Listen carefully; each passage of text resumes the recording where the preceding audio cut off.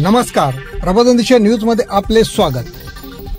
असं विजयदादांच्या मनात आलं. आम्ही म्हणलं चला आमचे सगळे कलाकार तयार आहेत, त्यामुळे आजच्या या कार्यक्रमामध्ये गाणी आहेत, काही हास्याचे फवारे उडवणारे नेहमी ज्यांना तुम्ही बघता टीव्हीवर असे कलाकारही आपल्यामध्ये येणार आहेत. आणि त्या बरोबरीनं मी कमी बोलून मी त्यांना जास्त बोलतं करण्याचा आज प्रयत्न करणार आहे.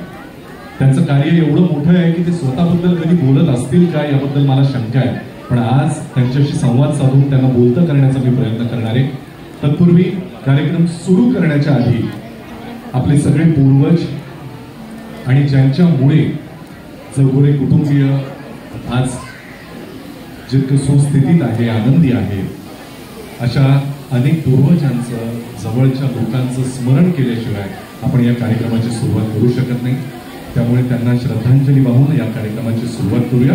आपण बसूनच राहावं अशी आपल्याला विनंती, पण यांचं स्मरण झाल्याशिवाय कार्यक्रमाची सुरुवात होऊ शकत नाही.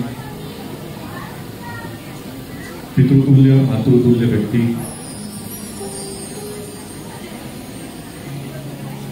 ज्यांच्या आशीर्वादांमुळे, ज्यांच्या पुण्याईमुळे आज स्वतः विजयदादा, त्यांचं कुटुंबीय सुखी आहेत, आनंदी आहेत, कार्यरत आहेत, असे सगळेच हे आपल्याला सोडून गेलेले जिवलग, या सगळ्यांना मनापासून श्रद्धांजली अर्पित करून आजच्या या कार्यक्रमाची सुरुवात करूया. या व्यक्तींचा आशीर्वाद आहे म्हणूनच सगळं आपलं व्यवस्थित चाललेलं असतं आणि यापुढे पण ते तसंच राहील. पण एक लक्षात घ्या, आजच्या कार्यक्रमामध्ये धमाल करणार आम्हा कलाकार मंडळींचा एक अनुभव असतो नेहमी. विजयदादांसारखं असं आदरणीय व्यक्तिमत्व असल्यानंतर त्यांच्या कार्यक्रमाला बऱ्याच जणांना संकोचानं टाळ्या शिट्ट्या फार कमी वाजवल्या जातात. पण आज स्वतः कलाकार असलेले विजयदादा आहेत, त्यांनी फुल ऑन परमिशन दिलेली आहे. त्यामुळे अजिबात संकोच न करता, हात न आखडता ठेवता त्यांचंही आगमन झालं. त्यांच्यासाठी एकदम कडकडीत टाळ्या झाल्या पाहिजे. कार्यक्रमाचं नाव जसं तुम्ही बघताय असं डायलॉग संवाद काही होतो की नाही? डायलॉग तर नेहमी पप्पा बोलत असतात मंचावर, आणि रिअल लाईफ मध्ये अमिताभ बच्चन फिल्म करतात आणि शूट करतात स्क्रिप्ट बघून, पण माझे वडील हे स्वतःची स्क्रिप्ट लिहून, म्हणजे त्यांचं जो आयुष्य चालत असतं त्यांचे जिथे जातात ते स्क्रिप्ट बनवून जाते. रिअल लाईफ हिरो ज्याला आपण म्हणू शकतो असेच आपले विजयदादा आहेत. पुढचा प्रश्न हा थोडा ट्रिकी आहे. विजयदादा तुम्ही विचार करा, आम्ही कुणीच कधी विचार केला नसेल आणि माझी ती इच्छाही नाही की असं काही व्हावं, पण तरी तुम्ही या क्षेत्रात नसता तर काय व्हायला तुम्हाला आवडलं असतं? राजकारण किंवा आता जे जे काही आपले व्यवसाय आहेत या व्यतिरिक्त तुम्हाला समजा याच्यामध्ये तुम्ही नसता तर तुम्हाला काय व्हायला आवडलं असतं? पालकांचा वडील बनायला मला आवडलं असतं. किती? कारण मला माहिती आहे की मला आई वडिलांचे प्रेम नाही मिळालं, ते माझ्या मुलांना मिळायला पाहिजे. हे मी देतोच आहे, पण ते जास्तीत जास्त करायला मला आज पण मला माझ्या मुलं कशी मोठी व्हायला पाहिजे, मुलं कशी, बाचे कसे, माझे मित्र कसे, माझे कार्यकर्ते कसे, माझ्या कार्यकर्त्या कशा, माझे फ्रेंड सर्कल हे कसे मोठे व्हायला पाहिजे, त्याच्यासाठी मी फार ॲग्रेसिव्ह असतो. मला असं वाटतं, आणि ते तुम्ही ऑलरेडी करताय. इतक्या लोकांचे पालक बनून, इतक्या गोष्टी करून तुम्ही ऑलरेडी, हा स्वभाव आहे, त्यांची वागण्याची पद्धत आहे. सगळ्यांसाठी मदत करतात, कधी नाही बोलत नाही. करेक्ट. आणि रागात बोलतात ते आवडतं. रागात बोलतात ते आवडतं. मी तर कधी ऐकलं नाही त्यांना बोलताना. बरं, अशी कुठली गोष्ट आहे ज्याच्यामुळे जनरली ते तुमच्यावर चिडतात किंवा कधी रागवतात? अशी कुठली गोष्ट आहे? कधी आम्ही काही चुकी करतो तेव्हा, नाही तर कोण काय सांगतो तेव्हा. ते आता हळूच मला असं वाटतं विजयदादांकडूनच कधीतरी काढून घेतलं पाहिजे. पण या सगळ्या भाचे कंपनीसाठी जोरदार टाळ्या झाल्या पाहिजेत. अजूनही कुणीतरी बोलावं अशी माझी इच्छा. Happy anniversary. 3 शब्दांच्या वर कुणी बोललं नाही भाषांपैकी, पण हाच तुमचा आदरयुक्त दरार आहे तुमच्याबद्दलचा. मामा जसे त्यांच्यावर जितकं प्रेम करतात,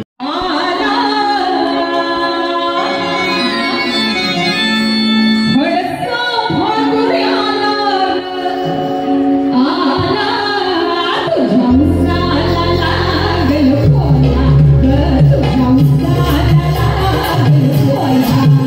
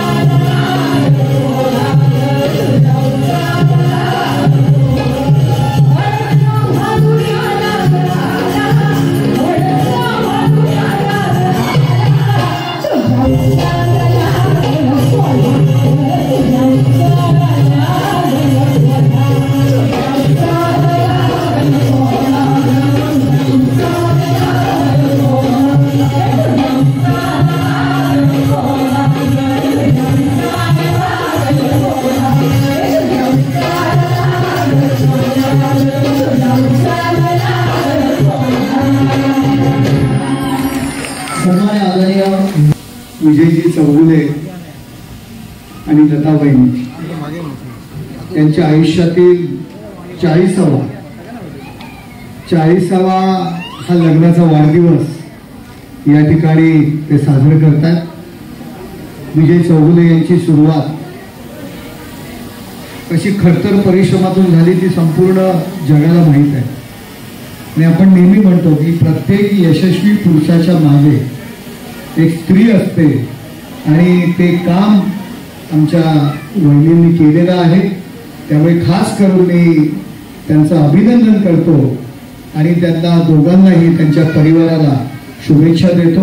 सामाजिक काम करत असताना, राजकारणात काम करत असताना आपल्या कुटुंबाला फार कमी वेळ देता येतो, परंतु कुटुंबाने हे सर्व सहन केलं आणि त्यामुळे विजयजी चौगुले सामाजिक आणि राजकीय जीवनामध्ये घोडदौड करू शकले.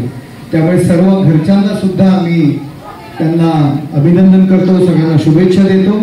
आणि मी आई तुळजाभवानीला विनंती करतो की हा परिवार असा सुखात समृद्धीमध्ये नांदू दे आणि कायम त्यांच्या जीवनामध्ये हास्य असू दे.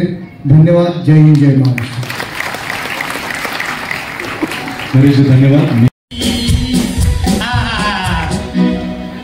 वा वा वा, अशा जागी पोस्टिंग करून घेतलंय जिथं कुणीच कंप्लेंट करायला येत नाही.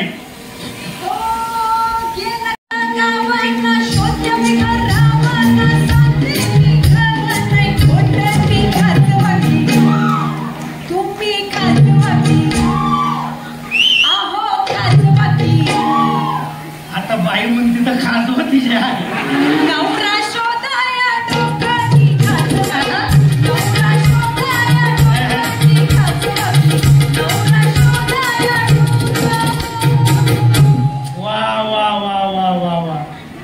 पोस्टिंगचा पहिला दिवस आहे आज माझा आणि बोनीचं चिकन कस्टमर आलंय. या बाई या आतमध्ये पोलीस स्टेशनात या.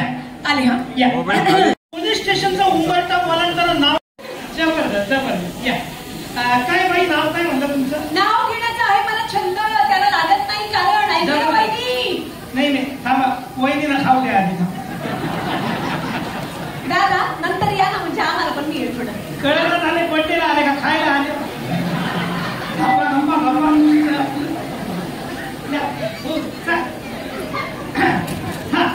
तर नाव घेण्याचं आहे मला छंद, त्याला लागत नाही कारण. जबरदस्त. आणि पिझ्झा बर्गरच्या या जमान्यात हरवत चाललंय तूप भात आणि वरण. आहे की नाही? आहे की नाही आजी? खरं बोलली की नाही? खरंय. तुम्हाला सांगतो मी, हे पिझ्झा बर्गरच्या जमान्यात हरवत चालले तूप भात वरण. म्हणजे घरात तांदूळ मी भरतो, डाळ आम्ही भरतो, पण घरचं वरण भात तोंडाला लागत नाही आमच्या. विचारा, इथं आहेत आमचे भाऊ बंद, विचारायचं खापा. म्हणजे काय बाबा, सणवार उत्सव तुमचे होतात पण ड्युटीला आम्ही उभे असतो की नाही? 24 तास खाम म्हणून आम्ही उभं. हे काय वरण भात आताच घेऊ काय लावलाय? गरम घ्या खाऊ. इथं पोलीस स्टेशन घ्या खाऊ. इथं पोलीस स्टेशनात घ्या. थोडंसं वरण घाला. वरण घेऊ. वरण घाला. असू दे साहेब, घ्या खाऊन घ्या. भात पण घ्या. भात घेऊ. घ्या. घ्या. तुझी थोडी भजी उरली असेल तर इथं आण. नंतर त्याला काय बाय भाजीवाले दादा ये ना, पोलीस आत टाकतील बरं. ये ना काम होऊ द्या. ये सांगते खरी. या हे बघ, समाजासमोर आम्ही बरं वागतो. एकदा जर हात टाकला ते बघा खरे उभे आहेत तिथे, राहू दे. त्यांच्यासमोर काय बोलत नाही. तर कसं झालं, मी सांगत होतो वहिनीला की कसं आहे, 24 तास आम्ही ड्युटीला असतो, घरचं वरण भात तोंडाला लागत नाही. खरंच खोटं आपलं? खरंय. इथं वरण भात तुम्ही बनवतो. काही गवड्या थांबायला आला पाहिजे. बाई पोलीस स्टेशन आहे, इथं नीट वागायचं सांगून ठेवतो. कळलं की नाही? नॉर्मल माणसासारखं वागायचं. बोला, नाव काय तुमचं? शेंगदाण्याची केली उसळ, त्यात घातले वाटाणे. मस्त लागतं. जबरदस्त. शेंगदाण्याची केली उसळ, त्यात घातले वाटाणे. स्वतःच नाव घेते गातू उखाणे. काय म्हणतो मी? गातू उखाणे. उखाणे गाव. हा, आपल्याला काय? अरे शेंगदाण्याची केली उसळ, अरे त्यात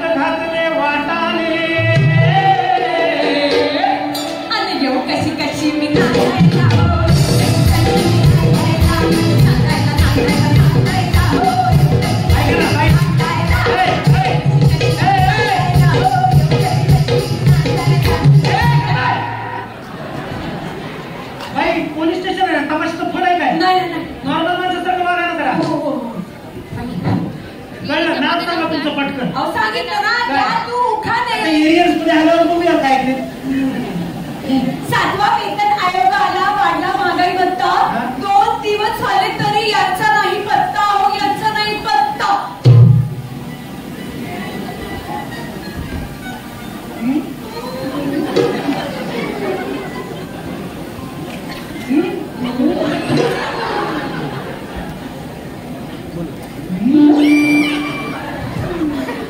किशन केस आहे, मिशन केस आहे म्हणतात. मिशन केस आहे. मिशन झालेल्या माणसाचं नाव सांगा. बाजूला परप्रांतीय माणूस. परप्रांतीय हे सतीश झा, बाजू झा व्हा असे सगळे. अरे तुम्ही बाजूला व्हा. हा आणि आता माझ्याकडे नीट बघा. तुमच्याकडेच बघ. तुमच्याकडे बघतोय, सांगा काय ते. बाई पाऊस पडतोय, रांगोळी कुठं राहते? रांगोळी नाही हो साहेब, नीट बघा ना. अच्छा अच्छा, रम्मी कसा नीट बघा ना, असं नाही करताय काय?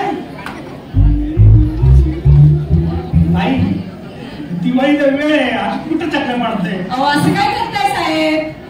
अंगणात पेरले पोतभर गहू. हे आशे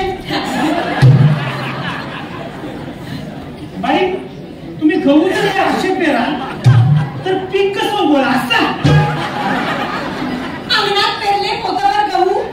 लिस्ट आहे मोठी, आता कुणाकुणाचं नाव घेऊ? बाई लई पोचलेली दिसते. बाईची लिस्ट लई मोठी आहे. बाई मिशिंग झालेल्या माणसाचं तेवढंच नाव सांगा पटकन. हो तेंडुलकरच्या बॅटला नमस्कार करते वाकून. केलंच पाहिजे, माणूस रिटायर झाला म्हणून काय मोठा माणूस. तेंडुलकरच्या बॅटला नमस्कार करते वाकून. अंतुकर अमरावांचं नाव घेते 5 गडी राखून. बाई 5 गडी म्हणजे नाही तरी 5 काय IPL ची अख्खी टीम लावली का काय मागे? कुत्र्या बाई ऑन ड्युटी ऑफिसर आहे मी, डायरेक्ट आत टाकीन. कुत्र्यात कुत्र, ऍल्फिशियन कुत्र. ऍल्फिशियन कुत्र असं करत नाही बाई. असं नाही करत. मी डॉग स्क्वॉड लावतो, मला विचारा ना. मग कसं करतात? हे बघा, जरा नीट करा ना बाई. अरे तो पाय वर करा ना. हे गावठी कुत्रे चालवून घेईन मी, पुढे सांगा. कुत्र्यात कुत्र, ऍल्फिशियन कुत्र. अंतुकर अमरावांनी घातलंय माझ्या गळ्यात मंगळसूत्र. अच्छा, म्हणजे मिशिंग झालेला माणूस तुकाराम आहे, जो तुमचा नवरा आहे. ओके, आता मला केस कळलेली आहे बाई. आता नीट नॉर्मल माणसासारखं पटापटा उत्तर द्या. इन्व्हेस्टिगेशन सुरू होतंय. ओके, हा जो तुकाराम आहे त्याला काय व्यसन बिसन, कुणावर संशय कुठं गेला असल? इवल्या इवल्या इवल्या इवल्या घराचे इवले इवले पाय. इवल्या इवल्या घराचे इवले इवले पाय. तुकारामराव घरी बाई तुमच्या गाण्याचं जर हे असं मित्र असेल तर जगातला कुठलाही नवरा थर्रा पिऊन गटारात पडणार नाही की काय? जरा नॉर्मल माणसासारखं सांगा ना, कळलं दारूचं व्यसन आणि कसं व्यसन होतं? शिड्यावर शिड्या, 32 शिड्या. शिड्याचं व्यसन होतं? रात्रभर बघायचं शिड्या नाही हो, शिड्या नाही, जिने पायऱ्या पायऱ्या ते जिने.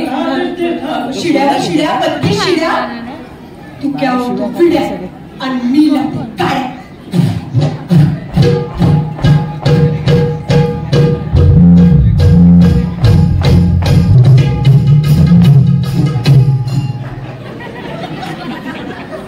एवढी खुजली आहे ना तुला? बाई दिसली नाही की वाजवायला याचं काय? बाई हे पोलीस स्टेशन आहे ना, मग नॉर्मल कळलं बिड्यांचं व्यसन होतं. काय माणसाचा फोटो बिटो असं पटकन. 40च्या वर गेले तापमान, उकाडा वाढलाय फारच. तर पाऊस पडतोय बाई बाहेर. 40च्या वर गेले तापमान, उकाडा वाढलाय फारच. तुकारामरावांची प्रतिमा आहे माझ्या हृदयात, मग फोटोची काय गरज? बाई फोटो मागितलं काय? कुठं आहे प्रतिमा म्हणलं तुम्ही? हृदयात. हा, आपण एक काम करूया, हा. जवळच्या हॉस्पिटलला जाऊया, हा. तुमच्या हृदयाची एंजिओग्राफी करूया, हा. आणि त्याच्यावरनं माणूस शोधूया. चालेल. चालेल काय? चालेल. आम्ही काय जादूगार आहे काय? माणूस कसा शोधायचा आम्ही? खरे खरे. मग काय वर्णन बिर्णन करा माणसाचं. हा, करत होते वेडीपणी. त्याची म्हणजे त्याची लांब केस होती. माझी हो. तुमची स्वतःची शेप. हा, करत होते वेडीपणी. हा. समोर होता आईना. ओके, आहे ना. हा, करत होते वेडीपणी. समोर होता आईना. हा. तुकारामरावांनी माझी मिठी आणि मीच त्याच्यात माईना. सडपातळ बांधला. पडले जाता. पुढे सांगा. सकाळी सकाळी वेचत होते मी कळ्या. कळ्या. हा, कळ्या. ओके. सकाळी सकाळी वेचत होते मी कळ्या. ओके. आणि तुकारामरावांचे दात म्हणजे दुकानातल्या फळ्या. शोरूमचा लोचा. दात पुढे. पुढे सांगा. रेशमी सदऱ्याला. बाई ऑन ड्युटी आहे मी. अहो, रेशमी सदऱ्याला प्लास्टिकचं बक्कल. हा, रेशमी सदऱ्याला प्लास्टिकचं बक्कल. तुकारामांना टक्कल आणि डोक्यात नाही. अच्छा, म्हणजे तुकारामांचं छप्पर उडालेलं आहे. डेअरी तुमची होती, तिथे काम करायचे, तर काम करणारा पोऱ्याच म्हणतो आपण, बरोबर? काय वय असेल त्यांचं त्यावेळेला साधारण?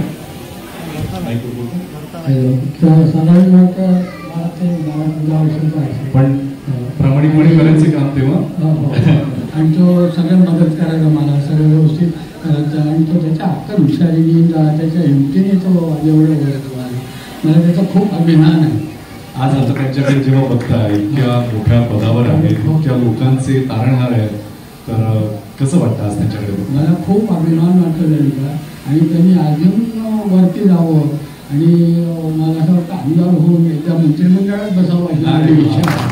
आमच्या सगळ्यांच्या मनात असलेली भावना आता आमच्या तोंडून आलेली आहे आणि इतकं भुसवली येते त्यांच्या तोंडून आलेली ही इच्छा म्हणजे खरं तर आशीर्वादच आहे, ज्याला आपण म्हणतो ना की मॅनिफेस्टेशन करून युनिव्हर्समध्ये सोडून द्यावं.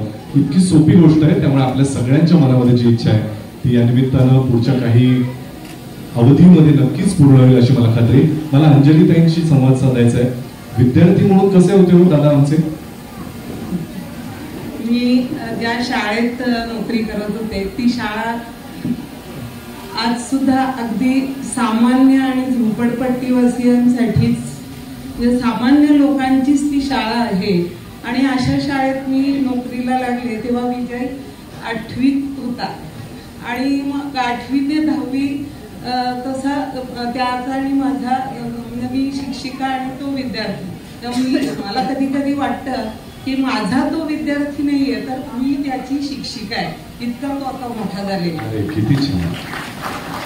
आणि तेव्हापासून म्हणजे अभ्यासाबरोबर त्याला अनेक गोष्टींचं म्हणजे नेतृत्व करणं, की परेड असेल आमची किंवा अजून काही कार्यक्रम असेल तर विजय सगळ्यात पुढे. मग कधी कधी म्हणजे आमचे 2-3 शिक्षक होते, विशेषतः मुख्याध्यापक तापूस सर वगैरे. आणि मग त्यांचाही मार घ्यायचा.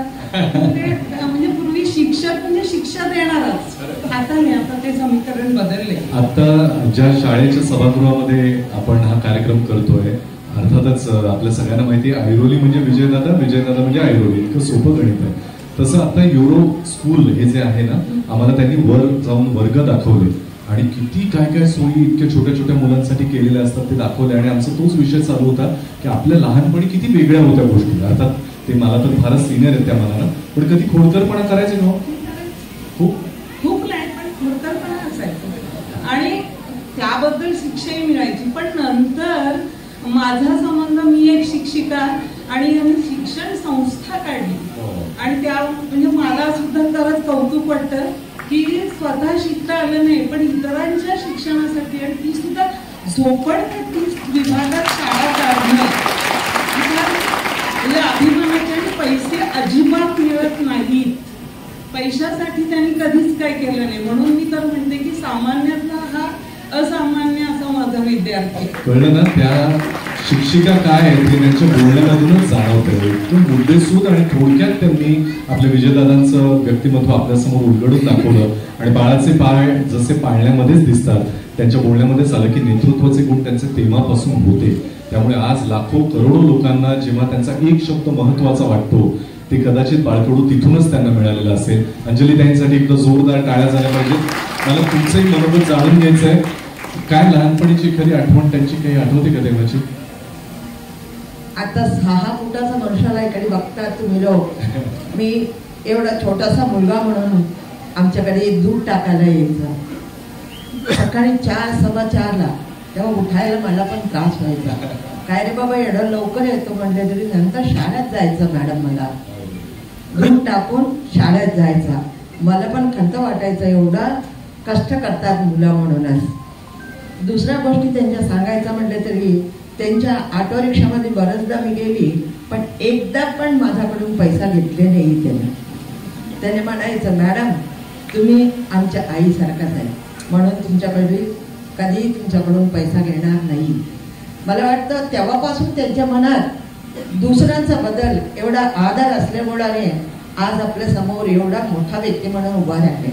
आत्ता जस्ट एक कार्यक्रमामध्ये मी तुम्हाला सांगते आपण सगळं लावून बघून बसून आनंदाने सगळं प्रोग्राम बघत होतो पण त्यांच्या चेहऱ्यावर आले लोकांना कुठे बसवायचा कसा ऍडजस्ट करायला पाहिजे. एवढा मोठा ग्राउंडमध्ये प्रोग्राम ठेवले पण इतका लोक आले व्हॉट टू डू कसं करायचं म्हणून त्याच्या चेहऱ्यावरचा चिंता बघून मला कांत वाटलं.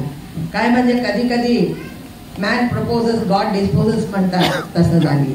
आणि 40 वर्षाचा त्यांच्या जीवनाचा लग्नाचा हे वाढदिवसाचा आणखीन 40 वर्ष म्हणजे 80 वर्षाचा लाभ मिळू दे म्हणून मी देवाला प्रार्थना करतो. पाठीवर फिरवलेला हात, शाबासकी देणारी कौतुकाची थाप आणि ऊन वारा पावसात न सोडलेली साथ हेच यश असेल तर अशी व्यक्ती खचितच फिरणार. भौतिक यशाची भूक माणसाला दाही दिशा फिरायला लावते पण थकलेलं मन विसावतं ते आपल्या माणसांच्या सावलीतच. श्री विजय चौगुले आणि त्यांच्या सुविद्य पत्नी सौ लता चौगुले यांच्या संघर्षाची गाथा आदर्श म्हणावी अशीच आहे. त्यांच्या लग्नाच्या 40व्या वाढदिवसाच्या निमित्ताने त्यांनी ह्या माध्यमातून आपल्या कुटुंबाप्रती असलेलं त्यांचं अपार प्रेम आणि कृतज्ञताच व्यक्त केली. लोकनायक म्हणून चौगुले साहेबांचा प्रवास थक्क करणार. 18 विश्व दारिद्र्य आणि विधात्याने आई वडिलांची अकाली ओढून नेलेली साथ यामुळे आलेलं पोरकेपण चौगुले साहेबांनी सामाजिक नाती जोडून भरून काढलं. समाजातील प्रत्येक गरिबाच्या पोटाला अन्न आणि हाताला काम देऊन त्यांनी अनेक कुटुंबांचे आशीर्वाद घेतले. मागील अनेक वर्षातील आरोग्य, शिक्षण, कला आणि क्रीडा क्षेत्रातील त्यांचं योगदान हे त्यांच्यातील संवेदनशील माणसाचं प्रतीक आहे. समाजकारण करणारी व्यक्ती राजकारणाचा आपसूक एक भाग होते याची अनेक उदाहरणं पाहायला मिळतील. पण जिथे 2 वेळच्या अन्नाची भ्रांत होती आणि काकांच्या घरी आश्रय होता अशा व्यक्तीला समाजासाठी काही करण्याचं स्वप्न पडावं ही विधात्याची मोठीच योजना म्हणावी लागेल. दूध टाकणं, पेपर टाकणं, ट्रक आणि रिक्षा चालवणं अशी पडेल ती कामं करत मोठ्या झालेल्या साहेबांनी आज उभं केलेलं साम्राज्य पाहायला त्यांचे आई वडील हयात असते तर त्यांचाही ऊर अभिमानाने भरून आला असता. लग्न ठरवणं ही सामान्यपणे फार मोठी गोष्ट. अनेक टप्पे पार करत मुलं आपला जोडीदार पसंत करतात. पण चौगुले दाम्पत्याने बहुधा एकमेकांच्या आयुष्यात असलेली प्रेमाची उणीव भरून काढण्यासाठी विवाह करण्याचं ठरवलं असावं. आपल्या सौंच्या प्रती असलेलं साहेबांचं म्हणणं ऐकलं तर ते खचितच पटेल. आईची उणीव भरून काढत एखाद्या लहान मुलाप्रमाणे काळजी घेणारी आणि कठीण प्रसंगांना खंबीरपणे सामोरी जाणारी पत्नी त्यांना लाभली हा नक्कीच योगायोग नाही. प्रत्येक यशस्वी पुरुषामागे एक स्त्री असते याचा अर्थ हाच. साथ देणारा जोडीदार, समाजोन्मुख दृष्टिकोन स्वीकारलेलं घर यामुळे महत्वाकांक्षेने भरारी घेतली नसती तरच नवल समाजाचं कल्याण करण्याचा जणू बसाच उचलला साहेबांनी. राजकारणातील अनेक महत्वाची पदं भूषवण्यापासून अनेक सन्मान आणि गौरव प्राप्त करण्यापर्यंत चौगुले कुटुंबाची घोडदौड वेगाने सुरू झाली. विजयाचा वारू कोणी रोखू शकेल का असं वाटत असतानाच साहेबांच्या 2 भावांचं अकाली निधन झालं. संपूर्ण कुटुंबासाठी हा मोठा धक्का होता. परंतु दुःख कवटाळून बसेल तो महानायक कुठला? समाजातील दीनदुबळ्यांच्या हाकेला हो देत साहेबांनी पुन्हा उभारी घेतली. ह्या आणि अशा अनेक प्रसंगात त्यांना साथ देणाऱ्या त्यांच्या सौभाग्यवती सौ लता चौगुले यांचा आवर्जून उल्लेख करण्याचं ते विसरत नाही. त्यांचा दरारा सर्वश्रुत असताना क्वचित त्यांची हळवी बाजू देखील पाहायला मिळते. तेव्हा त्यांच्यातील संवेदनशीलतेचा प्रत्यय येतो. एकाच वेळी करारी आणि कुटुंबवत्सल, निधड्या छातीचा आणि मनाने कोमल, अमाप लोकप्रिय तरीही प्रसिद्धीपणामुख असं आपलं आयुष्य आपल्या शर्तीवर जगणाऱ्या या एका जबाबदार लोकनेत्याला मानाचा मुजरा. टाळ्यांच्या गजरात आपण स्वागत करूया. मंचावर याची विनंती करतो. जोरदार टाळ्यांच्या गजरात त्यांचं स्वागत करूया.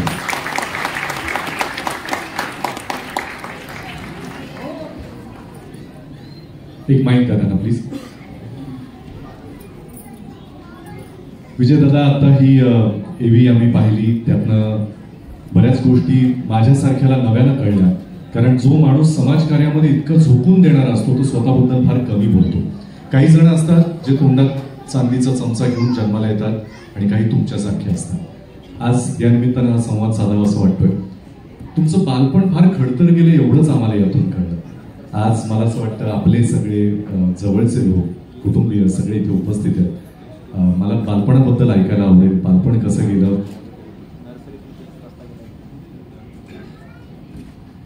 आता बालपणाबद्दल बोलायचं बोललं तर फार वेगळी कथा आणि वेगळी व्यथा.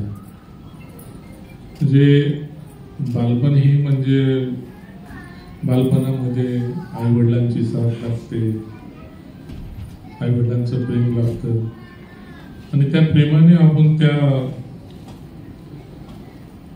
भूमीने आपण उभारी घेत असतो. शेवटी बालपणामध्ये काही गोष्टी अशा असतात की आपण त्या गोष्टी सर्व सांगता सांगता त्याला पूर्ण वेळ नाही पडला.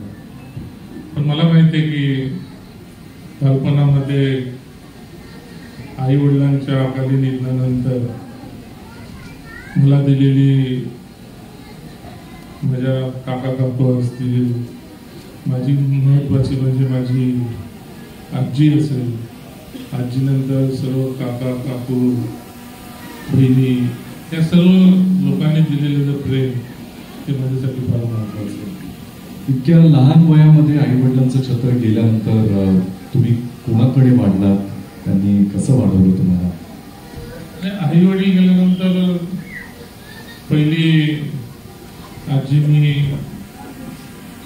सांभाळ, नंतर थोडा वातावरणामध्ये माझं लाड जास्त आजीकडे वगायला लागलं म्हणून मग काकांकडे मला लग्न होईपर्यंत पण मी काकांच्या घरात राहिलो आणि काकांच्या घरात राहून मी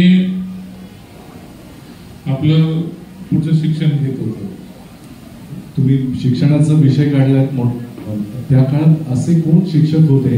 आणि माझ्या माहितीनुसार आज कदाचित तेव्हाच्या तुमच्या शिक्षिका सुद्धा आपल्यामध्ये उपस्थित आहेत, त्यांच्याबद्दल ऐकायला मला आवडेल.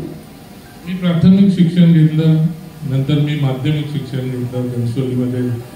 मी SSCतून मी म्हणतो परीक्षेला बसलो नाही. माझ्या टीचर तिथं अंजली पाटील मॅडम माझ्या SSC पर्यंत 8वी ते 10वी पर्यंत माझ्या सोबतीला होत्या. म्हणजे त्यांनी मला शिकवलं. त्या स्वतः इथं आहेत. म्हणजे त्यांनी म्हणजे ते त्या पद्धतीने शिक्षण घेत गेलो. एकदा अंजली पाटील या शिक्षिका ज्या विजयदादांच्या होत्या त्यांच्यासाठी जोरदार टाळ्या झाल्या पाहिजेत. अशी गुरुतुल्य व्यक्तिमत्व आपल्या आयुष्यात असतात, त्यांचे आशीर्वाद आपल्यावर असतात. म्हणूनच आज इतकी यशाची शिखरं विजयदादांसारखा एखादा माणूस गाठू शकतो. तुमच्या या एव्हीमध्ये बघताना आम्ही 2 उल्लेख आवर्जून माझ्या लक्षात आले. ते म्हणजे तुम्ही एकीकडे दूध टाकायचा, दुधाची लाईन टाकायचा. तर आता ज्या वेळेला आपण अशा छोट्या व्यवसायांपासून सुरुवात करतो, खडतर व्यवसायांपासून सुरुवात करतो आणि अशा पदावर पोहोचतो, त्यावेळेला मला खात्री आहे तुम्हाला काहीच विसरता येण्यासारख्या कुठल्याच गोष्टी नाही आहेत. तर ज्यांच्या घरी पहिल्यांदा दुधाची लाईन टाकली किंवा पहिली नोकरी ज्यांच्याकडे केली हे तर तुम्हाला निश्चित लक्षात असेल. नोकरी करायचं म्हणजे इथं आप्पा देशमुख म्हणजे भाई काका इथं बसलेले आहेत. त्यांच्या डेअरीमध्ये मी काम करायचो, सकाळी दूध टाकायला जायचो. आप्पा आहे तिथं. माझी बहीण तिथं, एक बहीण आहे तिथे, ती त्या डेअरीमध्ये ती किटल्या धुवायची, म्हणजे ते किटल्या साफ करायची त्या ठिकाणी. आप्पा तिथे आहे तर स्वतः बसले तिथं आप्पा. आणि इथं मी ज्यांच्या घरी दूध टाकायचो MSCB कॉलनीमध्ये, ते 2 लोक इथं उपस्थित आहेत. एक म्हणजे प्रसाद श्रीवास्तव, प्रसाद मॅडम आणि प्रसाद सर इथं आहेत. आणि आमच्या साळुंके काकू खास करून इथं, त्या सुद्धा आज वाड्याहून माझ्या ह्या कार्यक्रमाला मी बोललो काकू तू ये, ती पण स्वतः इथं आले. म्हणजे या दोघांच्या घरी, म्हणजे कॉलनीमध्ये मी असंख्याच्या घरी दूध टाकायचो MSCB कॉलनीमध्ये, पण त्या दोघी इथं आलेल्या आहेत. त्या सगळ्यांसाठी एकदा जोरदार टाळ्या झाला पाहिजे. जो खरा संघर्ष साहेबांनी त्या काळात केला तो यांच्यामुळे खरं तर सुसह्य झाला असं म्हणणं चुकीचं ठरणार नाही. आणि तेव्हापासूनची सुरुवात होती, तुमची साथ होती असं म्हणतात. टाळ्या झाल्या पाहिजे. मी तुम्हाला पुन्हा एकदा स्थानापन्न करायची विनंती करतो. थँक्यू. नातं आहे तसं कार्यकर्ता आणि नेता हे नातं पण फार अनोखं असतं.